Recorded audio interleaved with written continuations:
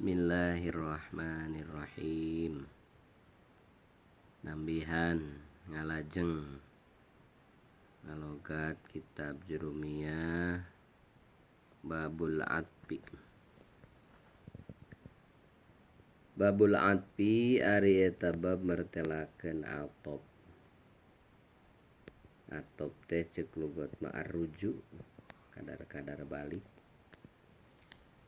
Aya atop nasak, aya atop bayan. Dijelaskeun dina Jurumiyah mah atop nasak anu ngangge pelantara antara maktub jeung matub aleh ngangge huruf atap.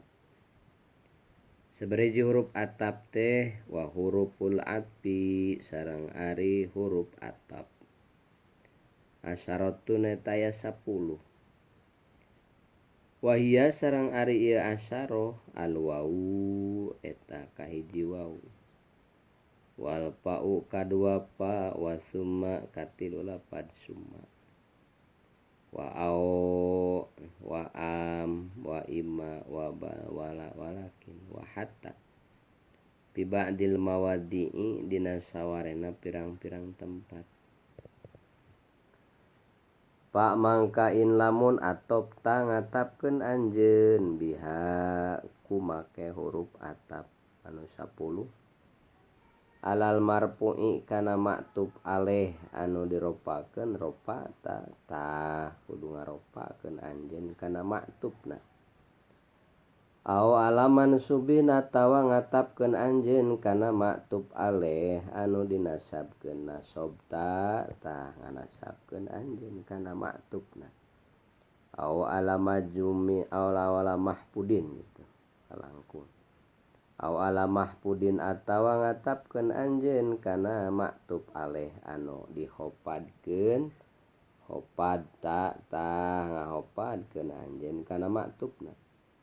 Au alama jumin atawa ngatapkeun teh kana maktub aleh anu dijajemkeun jajam ta ngajajemkeun anjeun kana maktubna.